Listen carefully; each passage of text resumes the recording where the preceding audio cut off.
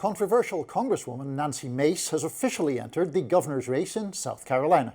It's almost a little rhyme. Mace, a former state lawmaker who is serving her third term in Congress, made this decision public on social media, writing in part, "I'm running to be the governor of South Carolina. God's not done with South Carolina, neither am I. You and me, our mission begins now."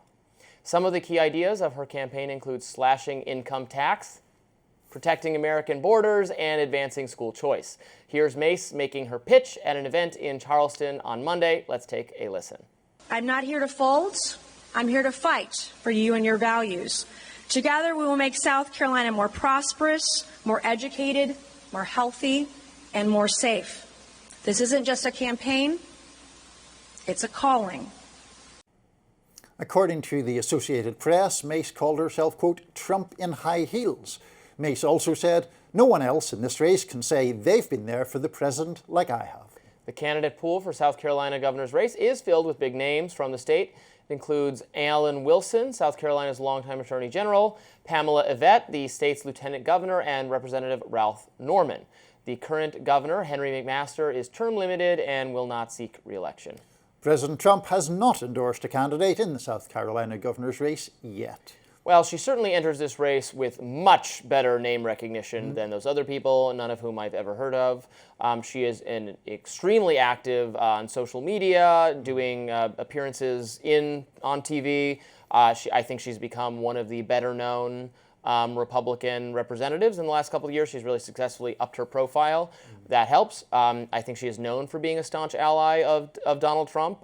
He might very well endorse her, or he might stay out if the other people are perfectly acceptable to him too. I don't know. I would say she is not universally liked by conservatives. That's pretty mildly put, I would say. I've seen some MAGA people don't think it's a little bit of a performance. There's something too theatrical about her persona.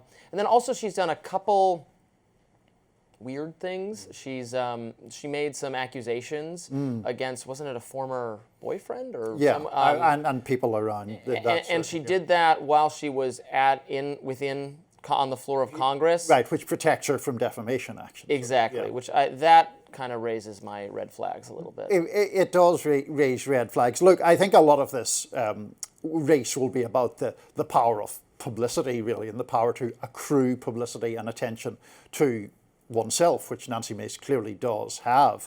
I started laughing when you talked about her not being universally liked, because one of the difficulties she's had is she has shed staff at an enormous rate, and in fact a former chief of staff of hers at one time was threatening to primary her if she had run for Congress again. And the other thing, not that I'm by any stretch a spokesperson for MAGA, but one of the reasons that there's suspicion of her in that world is that at one stage she was actually very critical of Trump. She was critical of him following January the 6th. At one stage she was trying to position herself as a kind of moderate or new voice. She's socially moderate, she's an abortion moderate. Yeah. I suspect she's moderate on other social issues. Except the trans issue, which of course she has made a whole rallying cry of a whole big thing. So there we go. Well, we will be enjoying covering that campaign for the foreseeable future. Next up, Senator Elizabeth Warren is clashing with CNBC hosts over Zohran Mamdani. We will discuss that. Stick with us.